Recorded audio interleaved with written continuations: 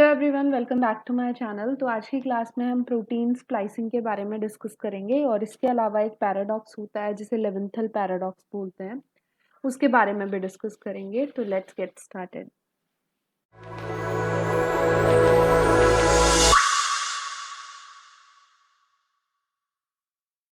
तो सबसे पहले मैं आपको बता दूं कि जो भी यहाँ पे कंटेंट लिया गया है वो 2 रिसर्च पेपर्स से लिया गया है और ये रिसर्च पेपर्स यहाँ मेंशन किए हैं, उनका नाम, रेफरेंस। तो आप उन्हें जाके पढ़ सकते हो अगर आपको ज़्यादा डिटेल में ये दोनों प्रोसेसेस के बारे में देखना है, तो किस तरीके से पूरी प्रोसेस की जाती है। बाकी मैं आपको बता देती हूँ कि प्रोटीन स्प्लाइसिंग है क्या। तो जैसे आपको पता है कि आरएनए की स्प्लाइसिंग होती है जिसमें इंट्रॉन्स का रिमूवल होता है, वैसे ही प्रोटीन के अंदर भी कुछ वैसे ही सीक्वेंसेस प्रेजेंट होते हैं, उनका रिमूवल करना होता है और उसी चीज़ को हम प्रोटीन स्प्लाइसिंग बोलते हैं। जैसे कि आप देख सकते हो यहाँ इस तरीके का प्रोटीन आपको मिलेगा, इसके अंदर एक्सटीन्स एंड इंटीन नाम की चीज़ें होती हैं। जो ये इंटीन और इंटाइन जो भी ये चीज़ है, ये इंट्रॉन के कंपैरेबल है। तो जैसे आरएनए के अंदर इंट्रॉन था, उसे रिमूव करना था, वैसे यहाँ एक्सटाइन्स में से इंटाइन को रिमूव करना होता है। इसी को हम प्रोटीन स्प्लाइसिंग बोलते हैं। अब यहाँ पे आपको 2 डायग्राम्स दिख रहे होंगे, ये इन्हीं रिसर्च पेपर में से लिए गए हैं। तो एक सिस स्प्लाइसिंग शो कर रहा है और एक ट्रांस स्प्लाइसिंग शो कर रहा है। किस तरीके से, तो देख सकते हो आप, 2 एक्सटाइन्स जो कि सेम प्रोटीन के थे, उन्हें ज्वाइन किया जा रहा है और उन्हीं के बीच के इंटाइन को रिमूव किया जा रहा है। तो इसे सिस स्प्लाइसिंग बोला जाएगा। ट्रांसप्लाइसिंग में क्या होता है, 2 अलग अलग प्रिकर्सर प्रोटीन्स हैं, उनके एक्सटाइन्स और इंटाइन्स वाले रीजन आपको दिखाए हुए हैं, इनको मिला के, मतलब 2 अलग अलग प्रोटीन्स के एक्सटाइन्स को आप साथ में जोड़ रहे हो और इंटाइन को बीच में एक्साइज कर रहे हो, रिमूव कर रहे हो, तो इसे ट्रांस स्प्लाइसिंग बोलेंगे। इसी तरीके से आरएनए में भी होता है, तो वो आपको पता होगा कि किस तरीके से होता है। तो प्रोटीन स्प्लाइसिंग का ये फिनोमिनन होता है। अब यहाँ थोड़ा-सा हम डिस्टिंग्विश कर लेते हैं आरएनए स्प्लाइसिंग और प्रोटीन स्प्लाइसिंग में। तो आप देख सकते हो, ये बीच में मैं लाइन बना देती हूँ एक। तो ये वाला जो है, ये है आरएनए वाला स्प्लाइसिंग और इधर वाला जो है वो प्रोटीन का स्प्लाइसिंग है।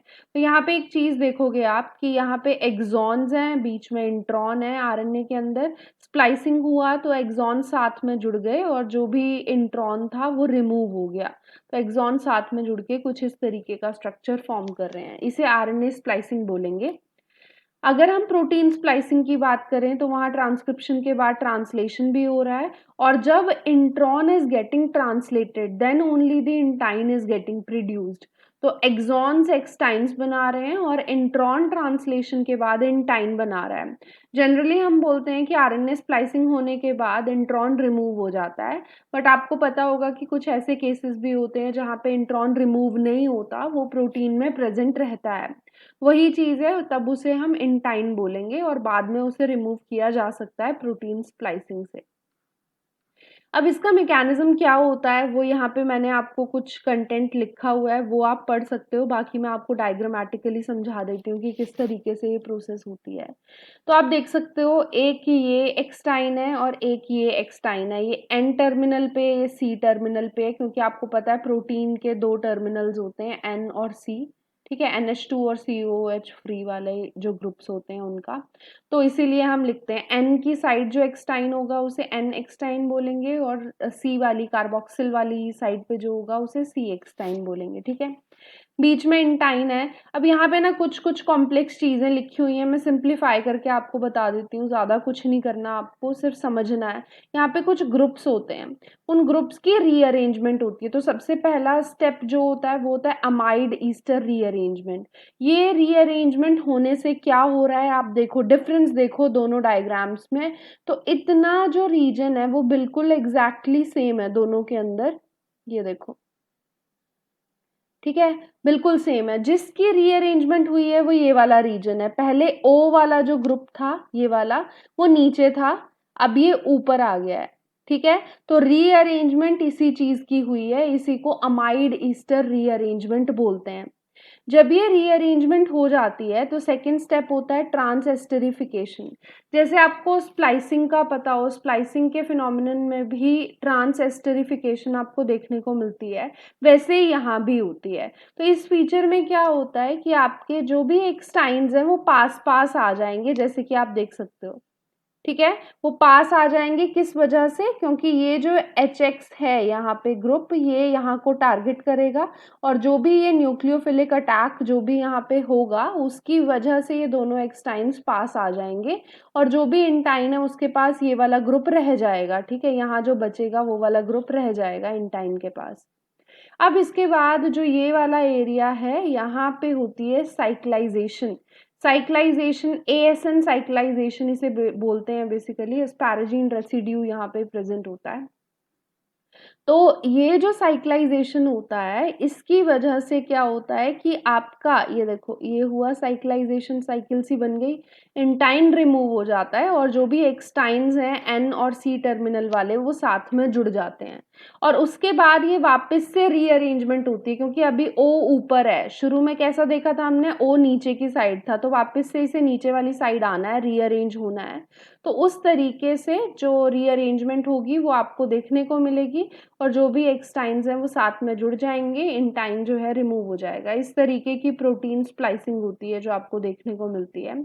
और लास्ट एक टॉपिक लेवेंथल पैराडॉक्स भी होता है। वो क्या होता है, वो बेसिकली ये बोला जाता है कि ये पैराडॉक्स ये बोलता है कि जो भी नंबर ऑफ पॉसिबल कॉन्फर्मेशंस हैं प्रोटीन की वो काफ़ी ज़्यादा होती है। मतलब ऐसा नहीं होता कि कॉन्फर्मेशन प्रोटीन की लिमिटेड है, बहुत सारी कॉन्फर्मेशंस में प्रोटीन एग्जिस्ट कर सकता है।